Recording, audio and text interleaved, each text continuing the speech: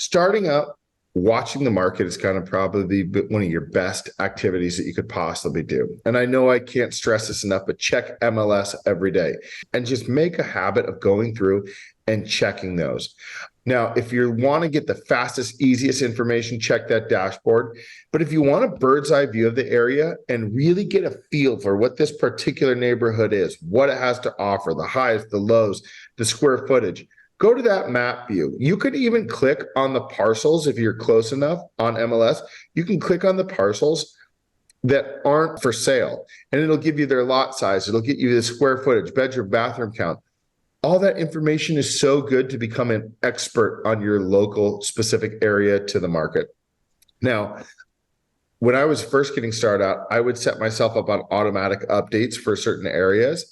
And still today, first thing I do is get updates in the morning on everything that hit via email that hits my phone.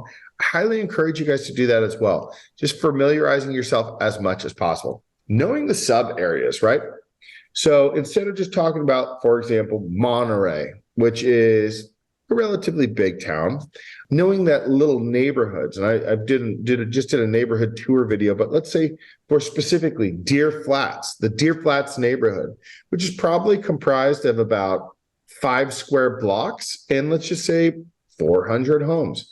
Knowing that area inside and out, well, they're traditionally about 1/4 acre lots, anywhere from 1,800 to 3,000 square foot, with the average being around 2,400.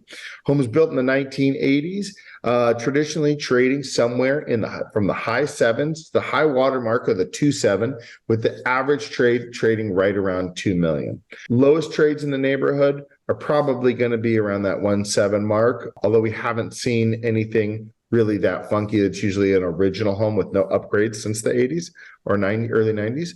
That's the kind of thing I'm talking about. If you're able to go in and suck into a specific subsection and know the square footage, know the highs and low trades in the area, know what the average home trades for, know the average bedroom bathroom count, you're going to be able to just go and talk to someone, and you're going to come off as an expert in that local area. Understanding the property profiles in every area is very important when communicating with buyers. If I'm at an open house and I'm listening to a buyer's wants and needs, I'm also rolling through that mental database of where might this fit. Oh, I want walkability to jobs. I want a decent sized lot. To me, that's 1/4 acre and above. I want a multi-story home, 3,000 square foot. I'm just starting to roll through my head, like, where does this fit in the neighborhoods that I'm aware of? So it's a really good thing to know the ins and outs, know the average home. You don't have to know, hey, I know specifically 123 Main Street is exactly the home that you're looking for. Sometimes that home's not on the market, but if you're able to say, hey, I know 3 neighborhoods that might be perfect for you, let me give you some examples of some of these. They all fit some of your parameters. It's a really good thing. School districts are drivers. The people talk about the D's in real estate: debt, divorce, death. Well, diapers is one of them. Kids drive home decisions. So if you're able to know the school districts and talk to them briefly, even if it's just like, hey, this is a highly graded school district or not so highly graded school district, don't say it's not highly graded. I don't think you're even legally allowed to say that, but you are allowed to say that it's a great school district.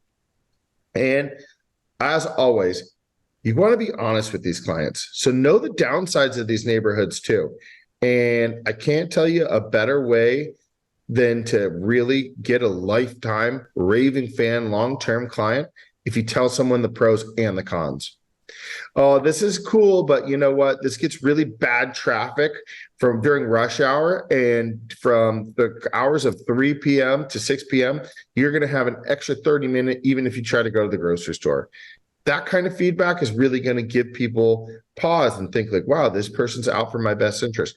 Or this neighborhood, you don't hear it now, but has a ton of airplane noise. That's really going to make them trust you. Okay, so when I'm looking in these areas and I know what the average home is, the average square foot, the average lot size is, I also like to look for outliers, because outliers yield value. So if I'm looking in an area where the average home is a 1,500 square foot, but all of a sudden I found a 3,000 square foot home and it's only $100,000 more. Like, that's an outlier. I'm interested in that particular property, and I'm going to use that to blast it out to a bunch of people, whether it be investors, and investors love value and investors love outliers. So put that in the back of your mind. Or young families or this or that. Those outliers are usually one of my favorite things to broadcast out to the world, because it'll give me a reason to send it to 100 people. Mentally databasing neighborhood comps is going to give you a baseline understanding. The expression, I'm going to get back to you on that one because I don't want to give you a fast answer. I want to give you the right answer. That is one of my go-to lines if I just don't know. If someone's saying, what is my home worth? And I really have no foundation of understanding, instead of just feeding them bullshit, I'm going to say, you know what? Let me go home and put together some information for you, because I want to give you the right answer, not a fast answer. They love that. But I would rather have the right answer right off the top of my head. The way you do that is just using comps and remembering them and understanding that, hey, this sale just happened in this neighborhood. This is my baseline right now. It's kind of an average home. And this is kind of where I could use this mental comp to price something else.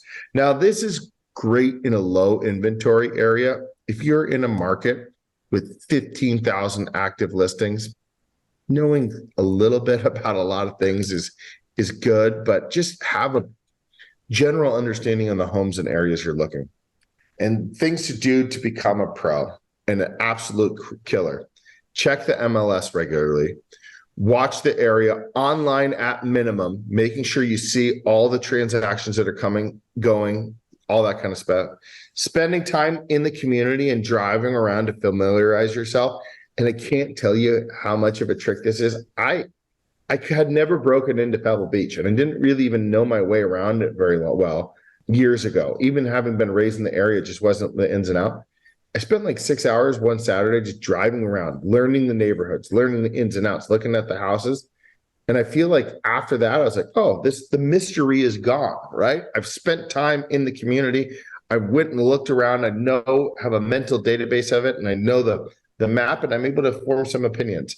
And obviously going to brokers opens is one of the best things you could possibly do, because you familiarize yourself with neighborhoods, homes, and everything. If you ever have a day where it's like, I don't have anything real estate related today, look up your brokers opens, go in it, meet people, look around, and check the house and check the inventory. Okay, kicking over to presentation number 2, sending properties to prospects, nurture, and follow up. So when you're dealing with the buyer, you need to identify what their interests are. What are their motivations, right? Well, I'm moving because I want a larger home. I'm moving because I'm starting a new job. It's also going to give you a really good understanding of your timeline and what their interest level is, like what they need to accomplish. You need to know, obviously, what they're looking for. That's basic 101 level stuff, their wants and their needs. Knowing their must avoids, again, pretty basic level stuff, and knowing their price range. Obviously basic level stuff, but you need to understand that to understand your buyer. And asking multiple questions and digging deeper is the only way to get that information. Now, when you're dealing with a buyer, I really like to have kind of 2 categories. There's someone that's in the research phase that's still kind of looking and figuring out, and they don't know exactly what they want yet, but they're figuring that out.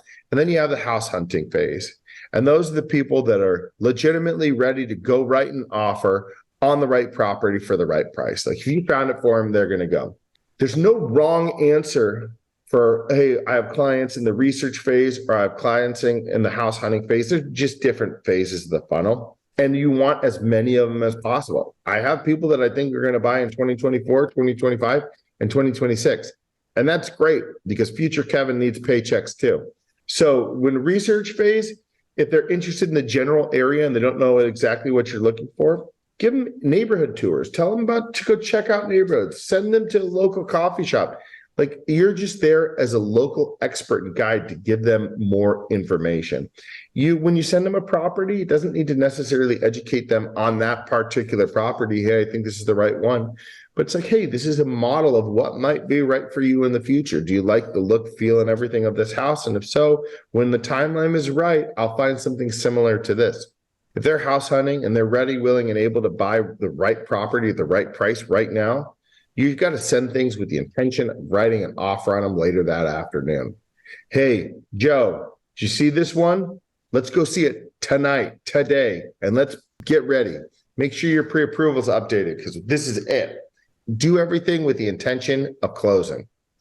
Now, when you're sending properties to a seller, and let me say this, I send properties out to people as just a way to spark conversation. I like having real estate conversations with people. So I'll just send them properties, even if they're not my client, or even if I don't necessarily work with them yet, or even if they're not even interested in selling.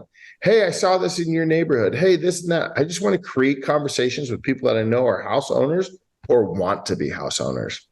So if they have an upcoming sale, you're sending it to them to kind of prep them out and everything.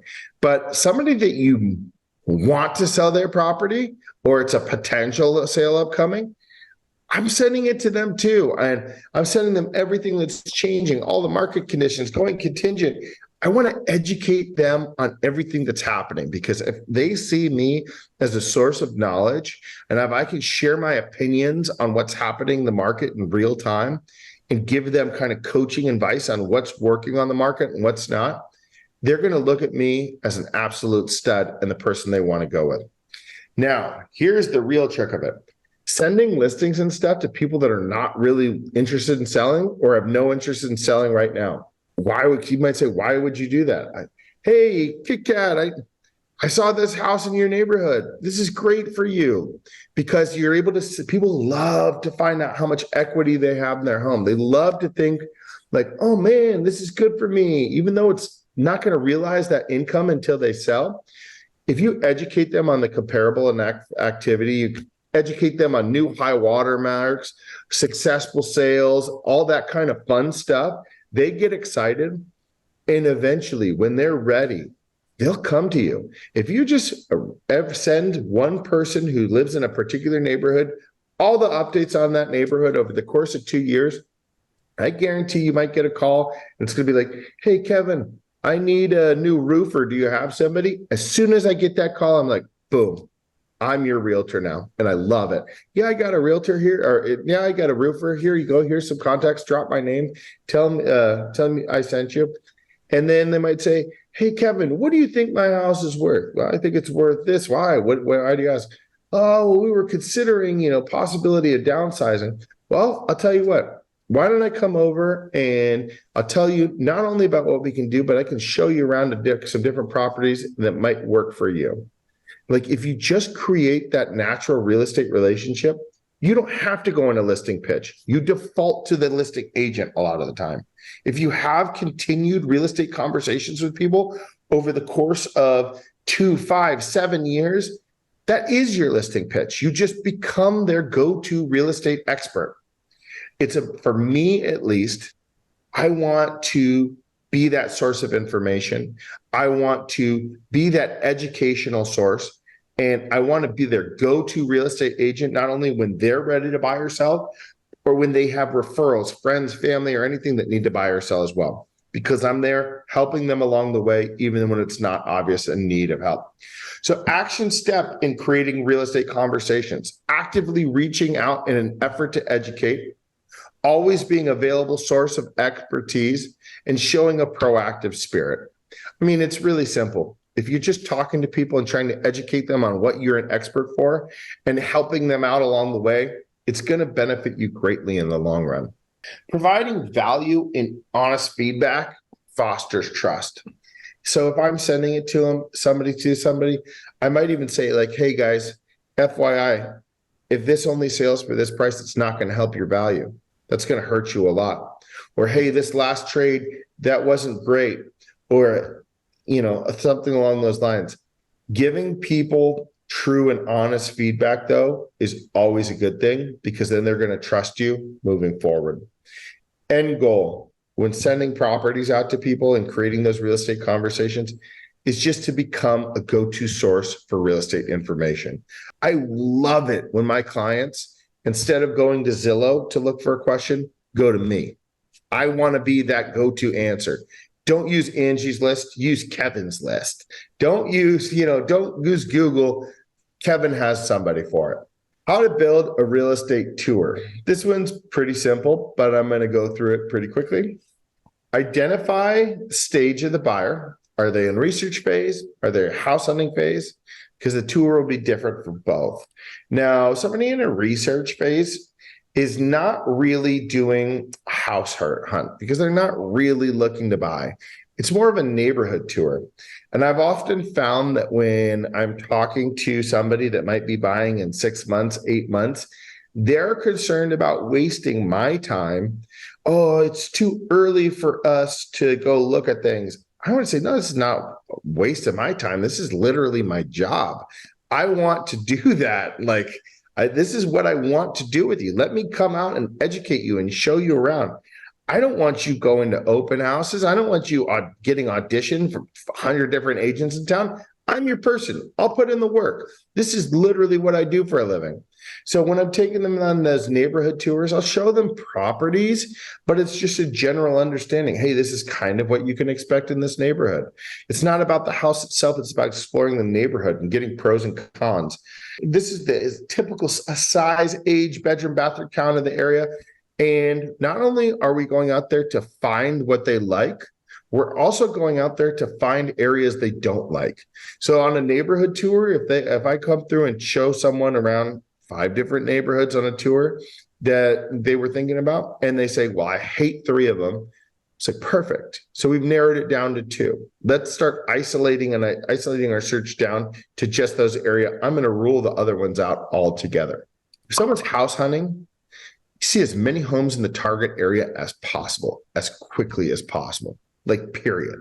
This is a sprint mode. When someone's ready to buy, speed gets results. I don't care who you are. If you're the first one sending it to them and setting up an opportunity for them to see it, you are completely eliminating the fact that they just drove by that open house sign, stumbled in, listing agent offered to write it for them, and you got cut out of the transaction. I want to be that person that writes the offer. That's how I pay my bills. So everything to me is a sprint once we get into that house hunting phase. I want to see them as quickly as possible. Now, when I'm doing a tour on properties, everyone always has a favorite home. It's the one that got away or whatever. It's the one that it's always kind of favorite. I'm always bringing the conversation back and comparing it to the favorite. So let's say we see 5 homes in a day, and I'm showing Lonnie. Lonnie walks in. The first home, he likes it. We go into home number 2, say, Lonnie, how does this compare to number 1? I really like number 1. Go into home number 3. I really like number 1. Go into number 4. Hey, Lonnie, how does this compare to number 1? I think this one is actually my new number 1. Perfect. Transition over to that. They're going to tell you what's their favorite and why. Go to number 5. How does this compare to number 4? I really like number 4. Wow, I can't believe number 4 is really standing out to you. At the end of the day, it's like, well, you want to go back to number 4 right now and check it out? See it with a fresh set of eyes after seeing everything? That is a closer's move right there. You've taken 2 showings in one day and you've apples to apples comparison, boom, transition towards from hunting to offering. Hey guys, well, offers are free. I mean, what's the homework to you? Offers are free. It's not a waste of my time. Let's draft it up. I don't know what they'll actually take. Let's test it. I want to start transitioning over into that sales price, but I'm always bringing it back to their favorite home. Now, let's say Lonnie didn't pull the trigger on that house number 4 day 1, but we go meet up and see another house, just a randomly one that popped up on the market the next day. Say, Lonnie, how does this compare to number 4? Number 4 is still my favorite. Oh, man. We're going to run a risky game that number 4 might not still be there very long because it's priced really well. You want to go see it again right now?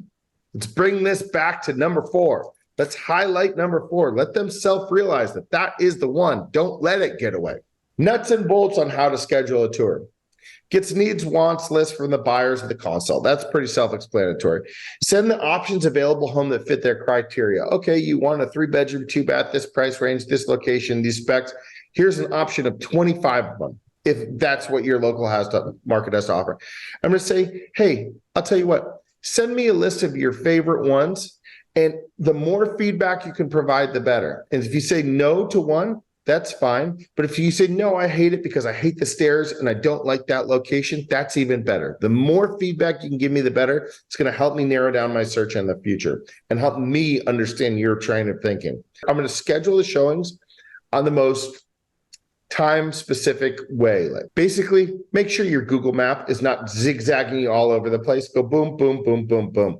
Go in a row. You'll learn your buyer's showing patterns. Some people like to spend an hour. Some people like to take 15 minutes in between. If you have somebody that's going to be in and out super fast and you have a lot of owner-occupied times that need to be hit on certain time schedules, it's good to know a floater vacant house or two that you can fill into the showing schedule as needed if you're doing a long marathon tour where it's 4, 5, 6, 7, 8 properties. I think my record was 16 in a day. I would highly suggest avoiding that at all purposes, but it was a 1031 exchange and they needed to write an offer that afternoon. So we just went hungry. 30 minutes is my general rule of thumb, but that's because my travel time in my area is not very hard. We don't get much traffic.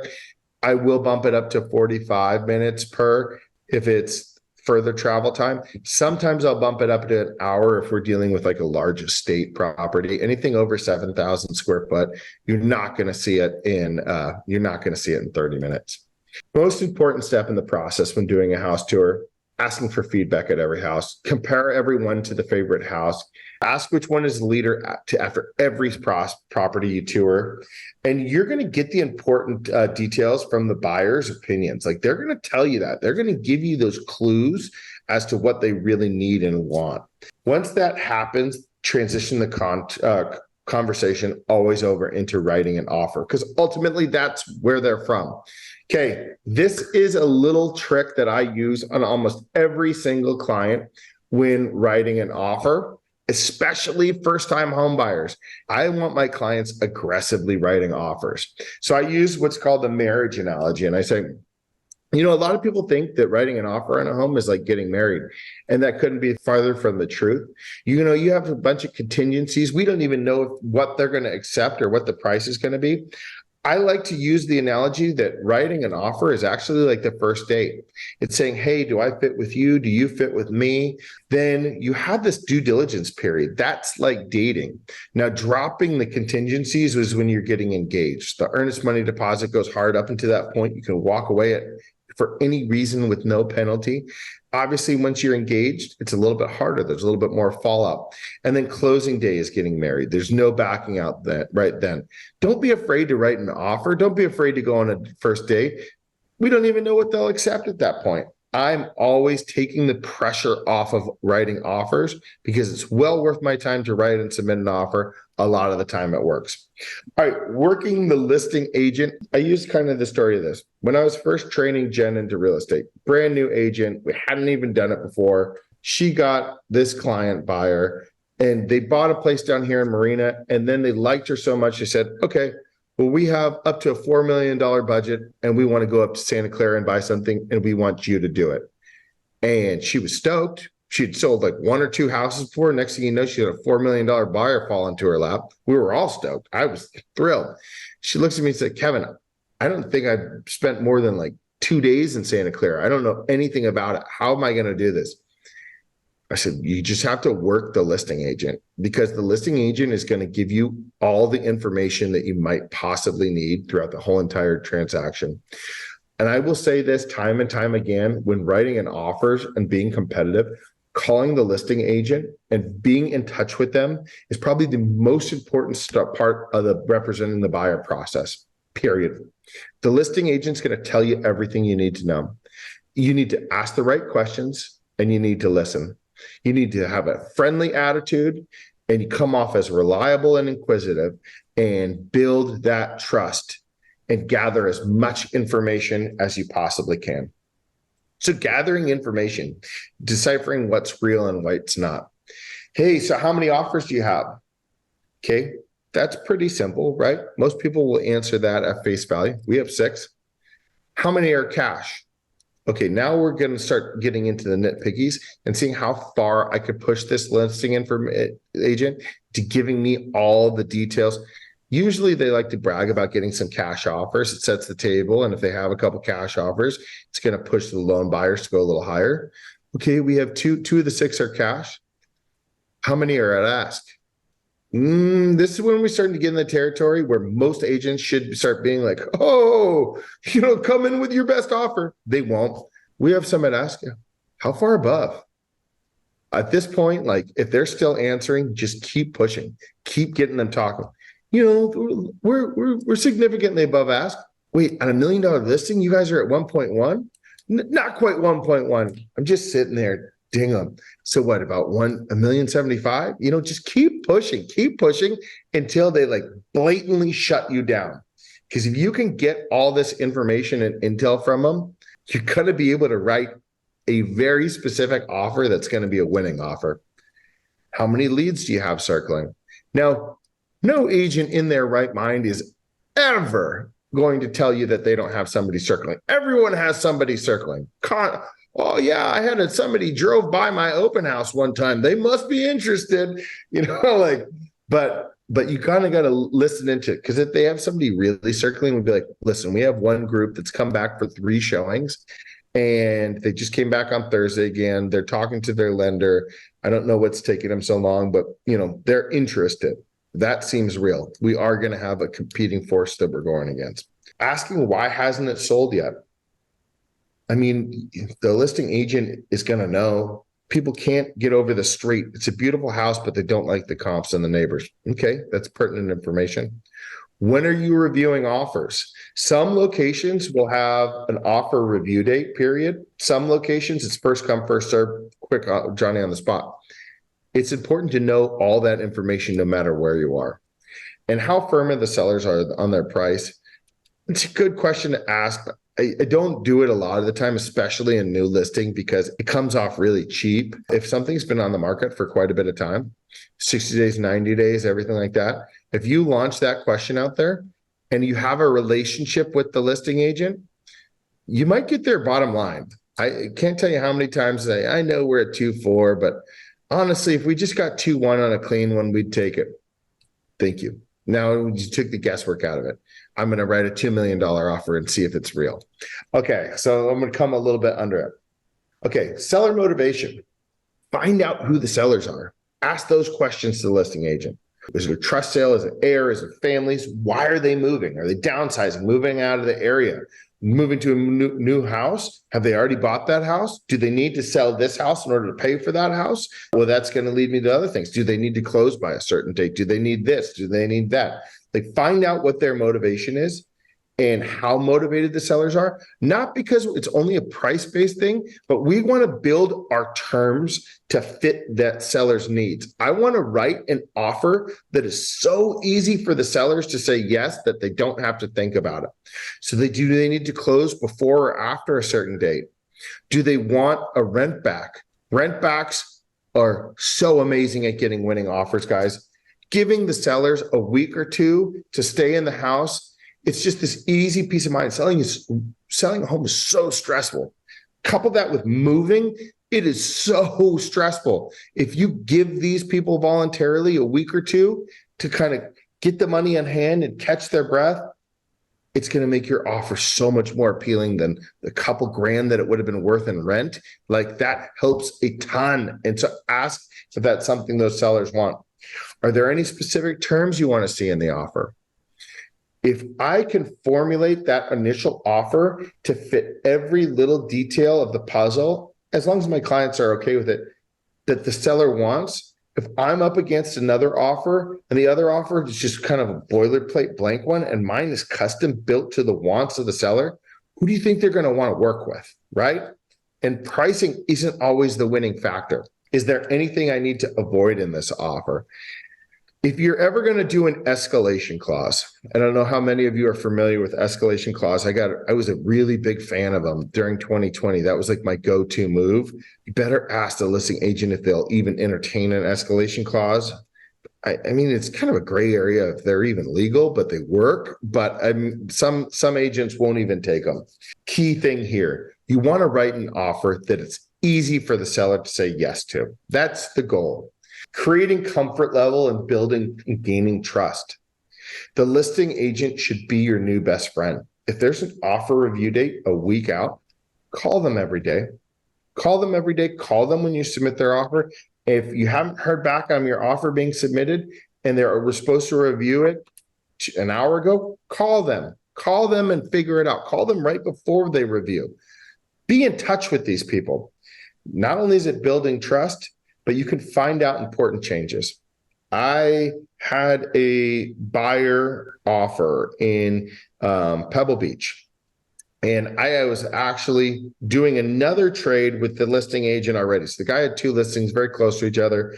One was 3.7. I was the buying side on that one, and he had this new one pop up at 3.1. A different set of buyers came through. They loved it.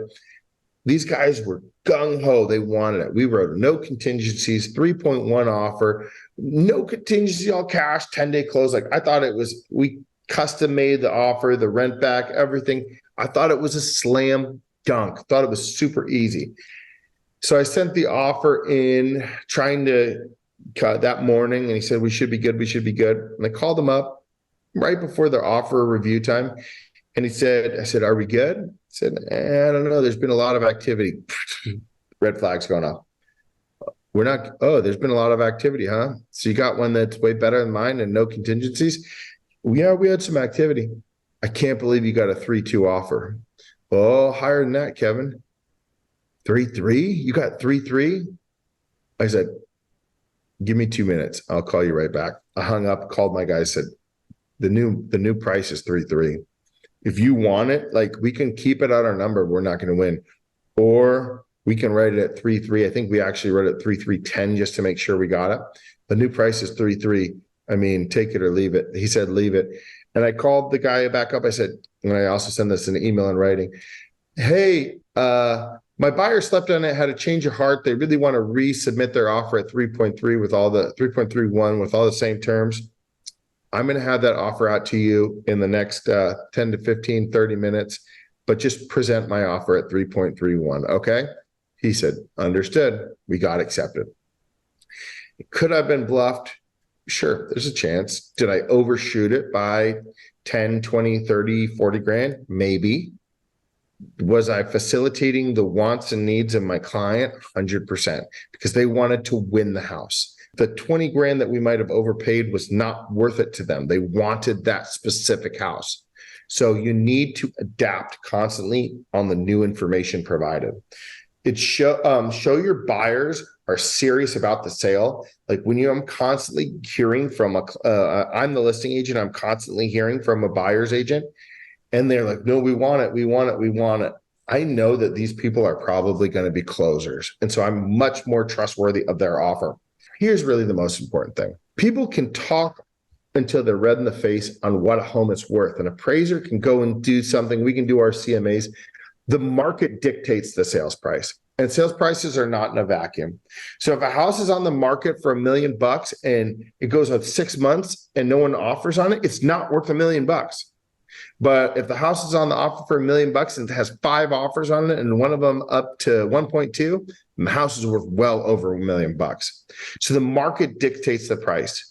You need to figure out who you're competing against by talking to the listing agent to figure how aggressive you need to be on your pricing.